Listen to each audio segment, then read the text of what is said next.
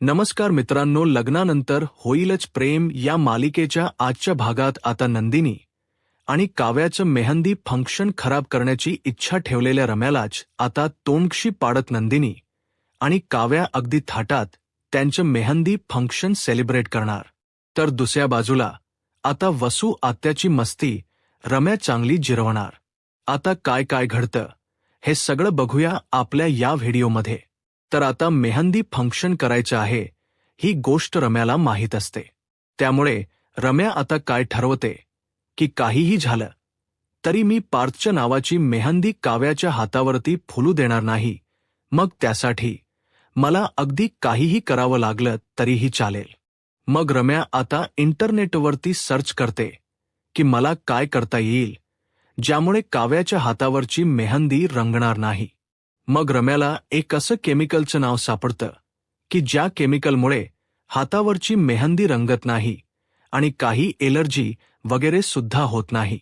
मग रम्या काय करते, रम्या ताबडतोब ते केमिकल जाऊन घेऊन येते आणि आता जी मेहंदी भिजवलेली असते मालिनीने त्या मेहंदीमध्ये आता तिथे केमिकल मिक्स करते आणि मग नंदिनी काव्याकडे येते. तर नंदिनी काव्या या दोघीही जणी साडी वगैरे नेसून छान म्हणजे तयार झालेल्या असतात, त्या नटलेल्या असतात सुंदर अशा. त्यावेळी मग त्या दोघी बहिणी म्हणत असतात, खरंच मला तर हे सगळं स्वप्नवतच वाटतंय. खरं आहे असा विश्वासच होत नाहीये की एवढं सगळं आपल्याबरोबर छान छान घडतंय. रम्या तिकडे येते आणि म्हणते, हो हे सगळं छान तुमच्याबरोबरच घडतंय, एक मिनिट हा. आणि मग तिथे दोघींना चिमटा काढते आणि म्हणते, आता तरी पटला का विश्वास की अजूनही विश्वास नाही पटत आहे. आणि लगेचच ती आता म्हणत असते की मला तर खूप भारी वाटतंय तुम्हा दोघींसाठी. बरं चला आता झालंय ना सगळं तुमच्या आवरून, मग खाली चला मेहंदी काढायची आहे ना तुमच्या हातावर. आज तुमच्या हातावर मेहंदी मी स्वतःच्या हातांनी काढणार आहे. तुम्हाला माहितीये मला किती सुंदर नक्षी काढता येते ती. आज ना मी स्वतःच्या हाताने मेहंदी काढल्यावर तुम्हाला कळेल की मी किती सुंदर मेहंदी काढते. आणि हो मी काय म्हणते, पार्थ आणि जीवाचं नाव सुद्धा तुमच्या मेहंदीमध्ये लपवून लिहायचंय. त्यांना शोधायला सांगू ना आपण त्या तुमच्या हातावरती त्यांचं नाव. काय बरं चला चला आता उगाचच्या उगाच वेळ वाया जायला नको. आणि हो नंदिनी आणि काव्या मेहंदी फंक्शनमध्ये तुम्हाला दोघींनाही छान एन्जॉय करायचं आणि तुमच्या नव्यांना आधीच हो तर तुम्हाला काहीतरी भरवायला सांगा, नाही तर काहीतरी खाऊन घ्या. नाही नकोच, मेहंदी पाडल्यावर भरवायला सांगा म्हणजे कसं आणखीन रोमँटिक वाटेल सगळं वातावरण. काय आता खरं तर रम्या हे सगळं मुद्दामून म्हणत असते जेणेकरून आता नंदिनी आणि काव्याचा तिच्यावर विश्वास पटावा. मग नंदिनी आणि काव्या आता लाजतात. रम्या म्हणते, वा चला चला चला नव्या लाजलेल्या आहेत, पण आता इथे लाजत बसू नका, चला खाली लवकर. मग त्या दोघीही खाली येतात. आता नंदिनी काव्याला म्हणते, काव्या तू बस पहिले मेहंदी पाडायला, तुझ्या हातावर पाडून झाली की मग माझ्या हातावर पाडून घेऊ, बस तू आता. लगेचच नंदिनीने हे असं म्हटल्याबरोबर काव्या म्हणते, ताई अगं. पण नंदिनी म्हणते, अगं काव्या त्यात काय पण आणि किंतु परंतु करतेस पाड की तू पहिली मेहंदी बस. त्यावर काव्या म्हणते, नाही व ताई, पहिली मेहंदी पाडण्याचा मान तुझा आहे. त्यावर मग लगेच नंदिनी म्हणते, नाही पहिली तू. मग लगेच आता काव्या म्हणते, मग एक काम करूया ना आपण दोघी जणी 2 पार्लरवाल्यांकडे बसूया. त्यावर रम्या म्हणते, अगं मी पाडणार आहे ना तुमच्या हातावर मेहंदी. त्यावर मग काव्या म्हणते, अगं मग एकीच्या तू पाड, एकीच्या पार्लरवाली पाडेल. त्यावर रम्या म्हणते, नाही नाही, नव्यांच्या दोघींच्याही हातांवरती मेहंदी मीच काढणार आहे. अगं काव्या नंदिनी, तुम्हाला कळत नाहीये हे सगळं मी का करते. मी जितकी जास्त तुम्हा सगळ्यांबरोबर या सगळ्या फंक्शनमध्ये रमेन रुळेल ना तितका जास्त माझ्या मनामध्ये या गोष्टींचा प्रसार होईल, बिंबवली जाईल ही गोष्ट की आता सगळं व्यवस्थित झालंय आणि छान झालंय म्हणून म्हणते मी. त्यावर नंदिनी म्हणते, बरं काही हरकत नाही, तुला पाडायचे आहेत ना मेहंदी, तू पाड. काव्या अगं तू बस ना पहिलं. त्यावर लगेचच काव्या म्हणते, नाही ताई, पहिली तू. अगं आठवतं ना, तुला तुझ्या लग्नात पहिली मेहंदी तुला पाडून झाली की तुझ्यासारखी सेम मेहंदी मी पाडणार असा हट्ट केला होता मी लहान असताना. नंदिनी म्हणते, अगं काव्या, पण तेव्हा आपण लहान होतो की पहिली तू. त्यावर आता काव्या म्हणते, नाही पहिली तू. आता पहिली तू पहिली. तुझ्या नादात रम्या म्हणते, एक मिनिट, मला काय वाटतंय माहितीये का, नंदिनी पहिली मेहंदी तूच काढावी.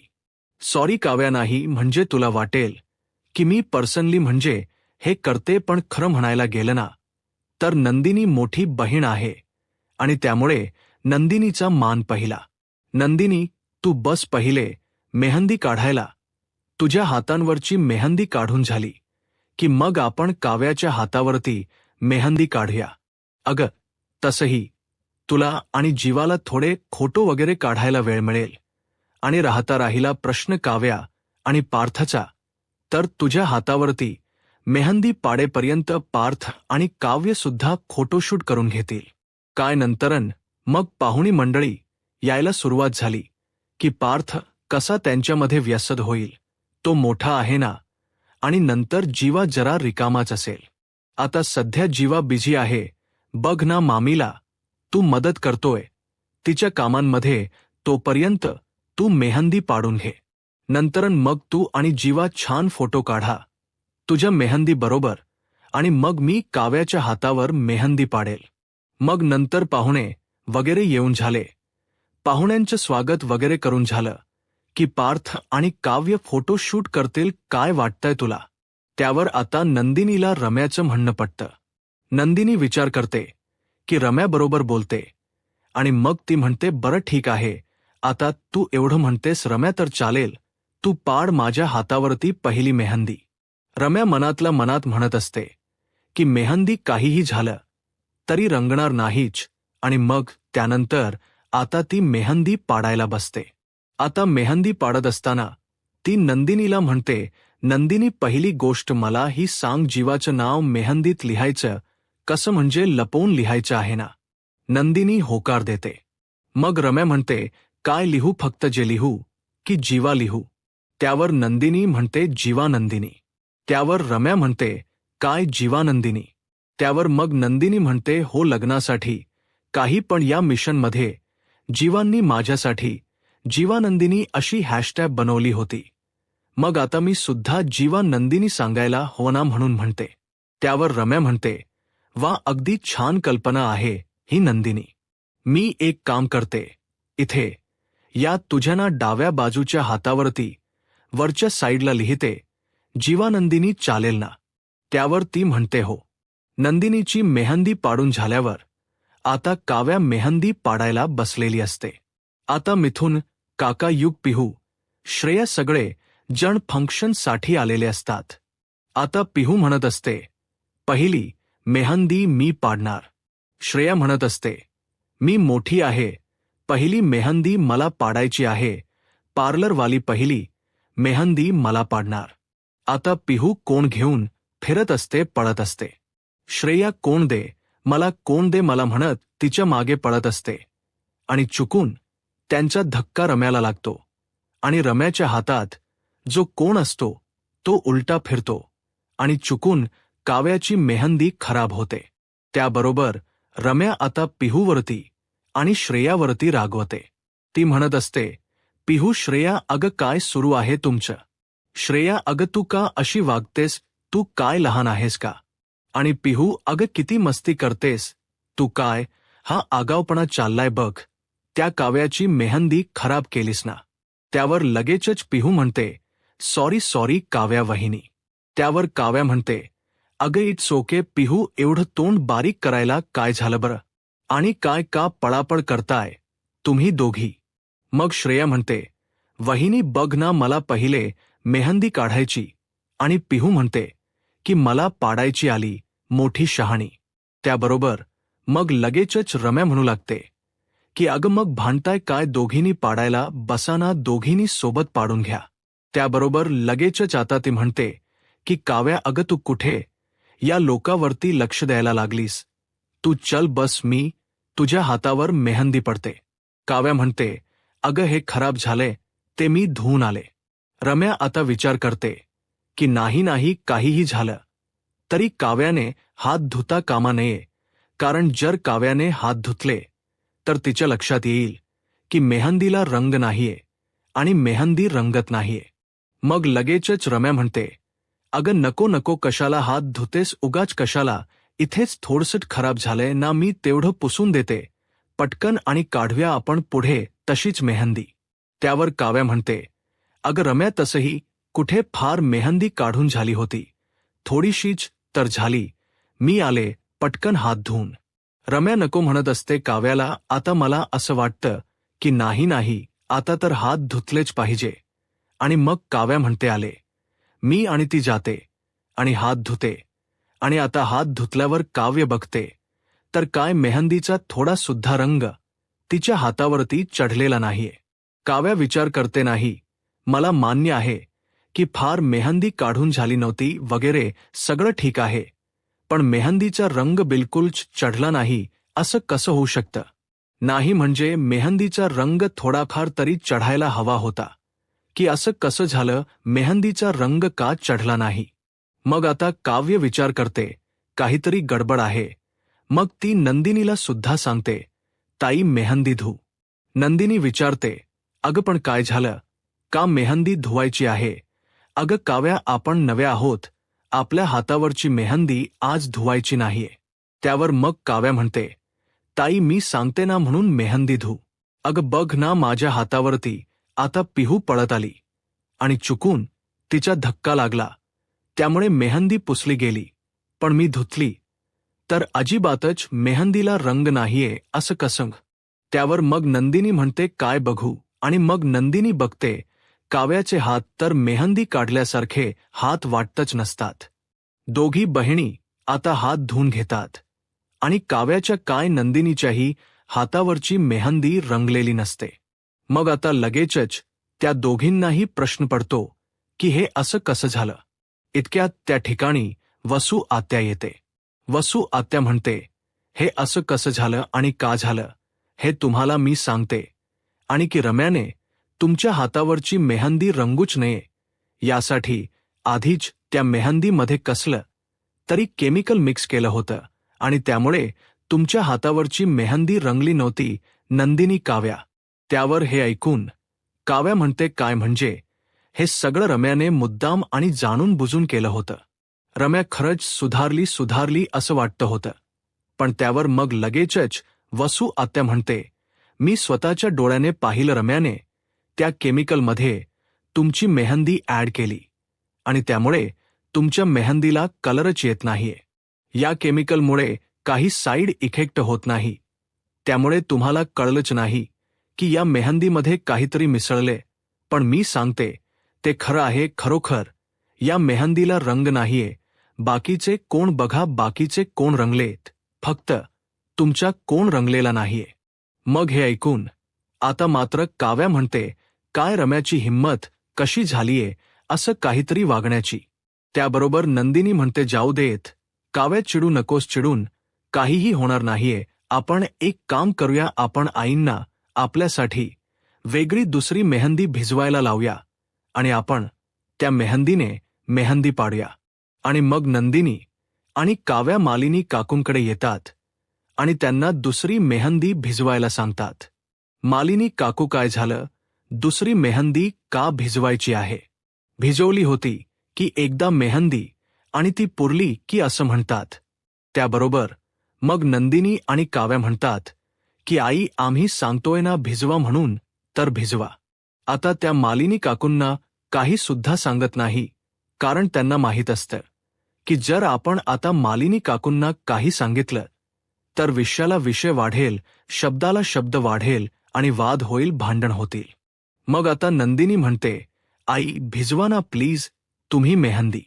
त्याबरोबर मग लगेचच आता मालिनी काकू म्हणतात, ब्र बाई तुम्ही म्हणताय ना तर भिजवते दुसरी.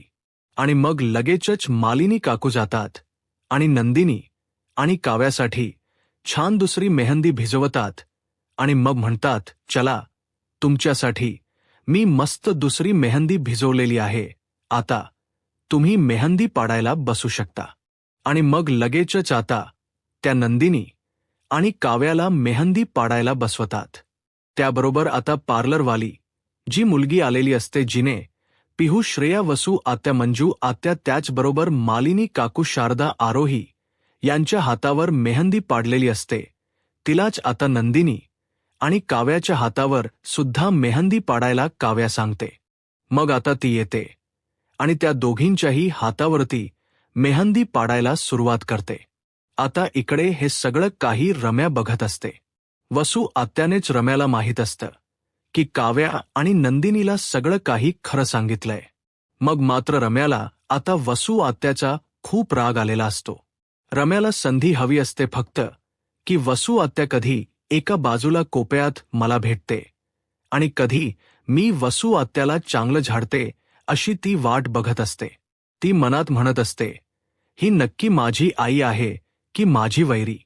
मी एवढं सगळं व्यवस्थित प्लॅन केलं होतं. मी एवढं त्या नंदिनी आणि काव्याच्या हातावरती कंबर मोडेपर्यंत, मान मोडेपर्यंत मेहंदी पाडली. आणि आईने काय केलं तर आईने जाऊन त्यांना खरं सांगितलं. मला पार्थच्या नावाची मेहंदी त्या काव्याच्या हातावरती रंगताना नव्हती बघायची, पण आईमुळे झालं हे सगळं.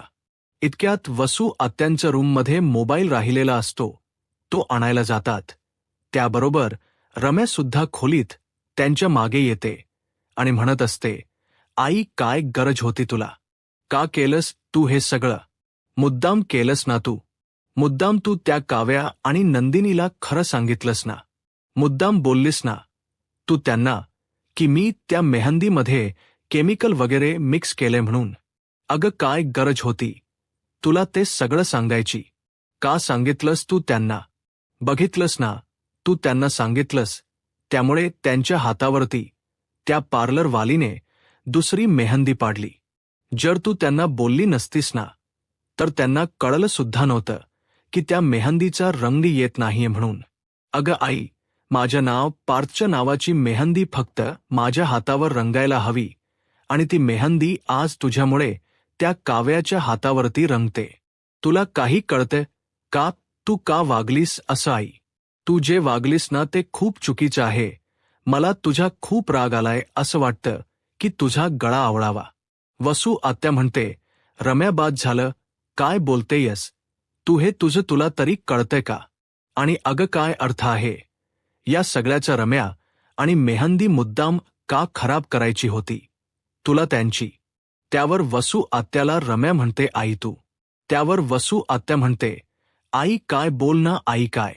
रम्या, बास झाला, तेवढा तमाशा झाला, तेवढा पोरखेळ खूप झाला. रम्या, उगाचच्या उगाच तू त्यांच्या नादी लागायला जाऊ नकोस. त्या तुझ्या नादी येतात का लागायला?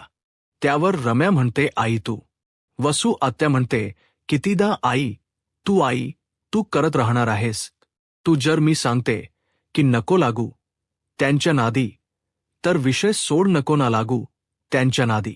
पण नाही, तुला तर तेच करायचं ना पुन्हा पुन्हा. रम्या, चिखलात दगड मारल्याने आपल्या अंगावरती चिखल उडतो, ही गोष्ट कधी लक्षात येणार आहे तुझ्या? त्यावर रम्या म्हणते, आता तर ना मी तुझा.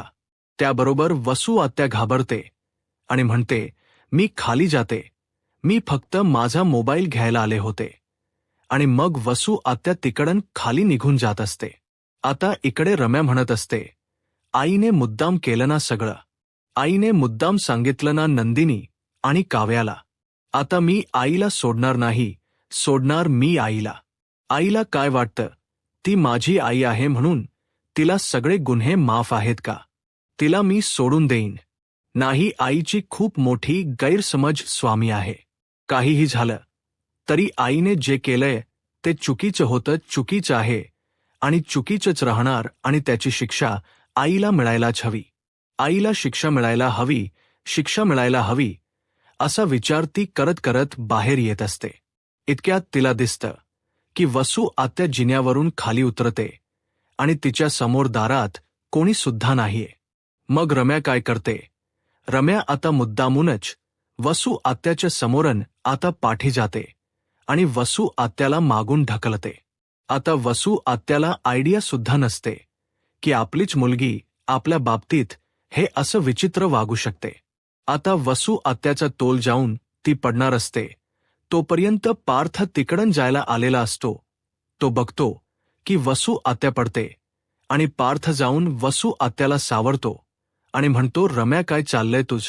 रम्या म्हणते, पार्थ अरे बरं झालं तू आलास आणि आईला सावरलंस. अरे बघ ना आईचा काय तोल गेला होता. आता आई पडली असती तर आईला केवढं लागलं असतं. आई तू ठीक आहेस ना? तुला काही झालं नाहीये ना? तुला लागलं नाहीये ना? अगं आई तरी सुद्धा मी तुला किती वेळा सांगत असते, प्रत्येक वेळी बोलत असते की नाही हळू उतर काळजी घेत काळजी घेत ज्या पण नाही तू माझं काही ऐकत नाही ना, त्यामुळे आता तू पडली असतीस. नशीब पार्थ वेळेवरती आला आणि त्याने तुला सावरलं. पार्थ थक यू सो मच की तू येऊन आईला पकडलंस, नाही तर आता आई पडली असती. आईला किती लागलं असतं. तुमच्या लग्नात उगाच विचारीला एका जागी बसून राहावं लागलं असतं. आई तू ठीक आहेस ना? तुला लागलेलं नाहीये ना? वसू आत्या काहीच बोलत नसते. ती फक्त रम्याकडे बघत असते. रम्या वसू आत्याला नजरेने खुणावते, आई बोल नाही तर. त्याबरोबर वसू आत्या म्हणते, नाही मी ठीक आहे. त्यावर मग ती म्हणते, बरं आई चल तू हळूहळू माझ्याबरोबर चल, मी तुला वरती बेडरूममध्ये घेऊन जाते. बेडरूममध्ये बसून तू थोड्या वेळ आराम केलास ना की तुला बरं वाटेल. पार्थ थक यू सो मच हा तू आईला वाचवलंस. जर तू येऊन आईला वाचवलं नसतंस तर खरंच. त्याबरोबर वसू आत्या सुद्धा म्हणते, पार्थ खरंच थक यू सो मच बाळा. ज्या तू एन्जॉय कर आणि रम्याने नव्हता दिला मला धक्का. अरे माझाच पाय साडीत गुंतला आणि चुकून कशी काय ती मी पडले, माझा तोल गेला, जाऊ दे, तू नको लक्ष देऊ तुझ्या. त्याबरोबर मग आता पार्थ लगेचच तिकडून जाऊ लागतो. त्याबरोबर रम्या म्हणते, आई वरती ती जाशील की पोहोचू? त्यावर वसू आत्या पुन्हा रम्याकडे रागाने बघते. तशी रम्या म्हणते, आई अगं म्हणजे वरती तुला रूममध्ये पोहोचू की तू जाशील असं म्हणत होते मी. तुला काय वाटलं पोहोचू म्हणजे? वसू आत्या म्हणते रम्या. त्यावर रम्या म्हणते, आई आवाज खाली. माझ्यावरती जास्त आवाज चढवून बोललेलं मला नाही आवडत, माहिती आहे ना तुला. त्यावर मग मात्र रम्या गप्प बसते. तर दुसऱ्या बाजूला आता नंदिनी आणि काव्याच्या हातावरची सुंदर मेहंदी काढून झालेली असते आणि आता पार्लरवाली नंदिनीच्या आणि काव्याच्या हातावरती जी मेहंदी पाडलेली असते त्यामध्ये जीवाला आता सांगत असते की दाखवतो, आणि पार्थ त्याच्या आणि काव्याच्या मेहंदीतलं काव्यार्थ शोधून दाखवतो. रम्या हे सगळं बघून जळत असते. तिला हे सगळं बघून खूप राग येत असतो, इरिटेट होत असतं, पण गप्प राहण्याशिवाय तिच्याकडे काहीही पर्याय नसतो. आता पुढे काय होईल हे पाहायला आत्ताच माझा महाराष्ट्र या यूट्यूब चॅनलला सबस्क्राईब करा. धन्यवाद.